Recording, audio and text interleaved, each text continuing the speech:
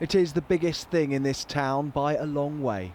The steelworks dominates the skyline in Port Talbot and it employs 4,000 of its people.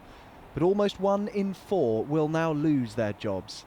That's what owner Tata has proposed. Father worked on this site and my grandfather's before him. John thought he had a job for life. The prospect of losing his now, after 30 years, is frightening. I fear for the future of our town because the steelworks is the town, and so when you talk about job losses and possibly the future of the town, of the plant, is extremely worrying. Tata says redundancies now will protect the future of this business. It's losing £1 million a day at the moment.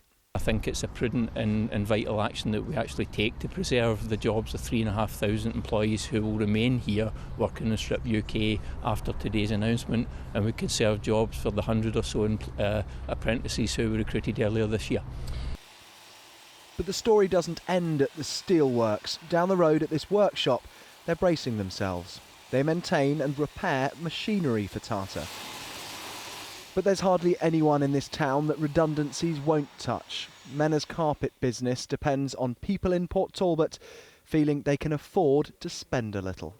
It's frightening, it is frightening for all of us. Well, it's the last thing people are going to do is change carpets then, as they are flooring, because they're going to have essentials first. It's like the heating, food, keep their overheads going, you know. They're not going to be changing carpets, are they? Morgan's Bakery has survived for 60 years here, but 2016 now looks like it will be tough. Parents picking their children up from school, they call in, you know, taking them to school in the morning, picking them up, and they buy them a pasty or a little cake, and they won't be able to do that then, will they? You know, every little penny counts then. Britain's biggest steel plant is about to get quite a lot smaller.